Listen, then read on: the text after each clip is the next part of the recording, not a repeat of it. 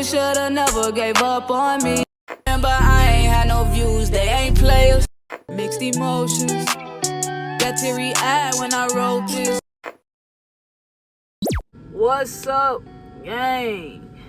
I'm in Iowa, man. I've been here since 9 o'clock. Ain't still been unloaded, or they ain't start unloading on my shit. I went back there, they say there's only one person to unload here. But this that shit, bro. But anyway, I've been noticing that trucks, like when I wake up early in the morning, like when I gotta stay overnight, trucks really be on the side of the road, bro. And I know they be sleeping. And when it's like exits, they be like lined up right there, sleeping. And that shit really is like the worst place that you want to be trying to get some sleep at, in my opinion, man. And I be wondering why it be like that, like why they be hitting the side of the road. And I watched a YouTube and he said that he had sleep on the side of the road, literally on the side of that shit where traffic is just zoom, zoom, flying through that shit or whatever.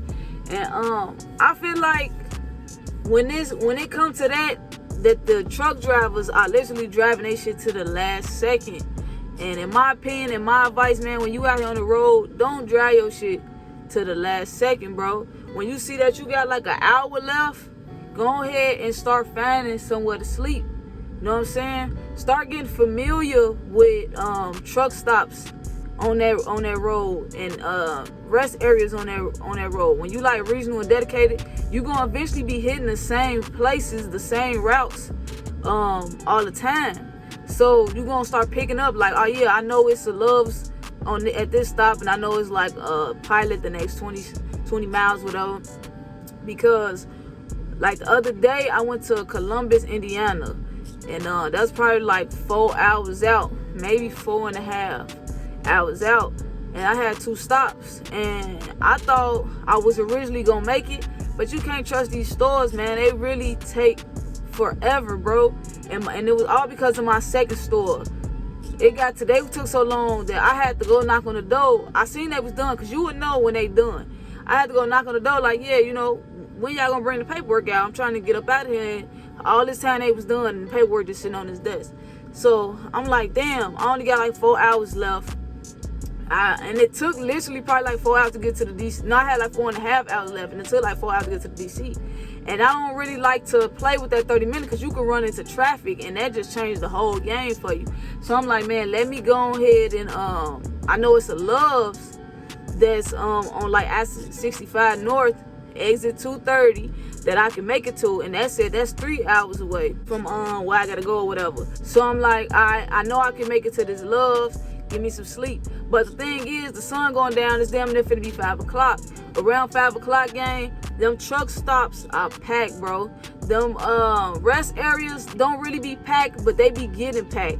And when you see the rest areas, they be lined up too on the side of the road. They be still kind of in the rest area, but they be on the side, damn near finna hit the road, man. So I'm like, let me go ahead, hopefully I make it. But it kept getting later and later for me to get to that Love's. So I probably had like my hour left, and I'm like, you know what, I'm getting tired anyway. But on top of that, I feel like it's not gonna be no spots at that Love's. So I seen like a Pilot. I'm like, man, I'm just stop right here, you know what I'm saying? I mean, at this Pilot that's coming up. So I get to the Pilot, I probably had like 40 minutes left on the clock, and I'm trying to park, and I found an easy ass spot, gang, easy as hell.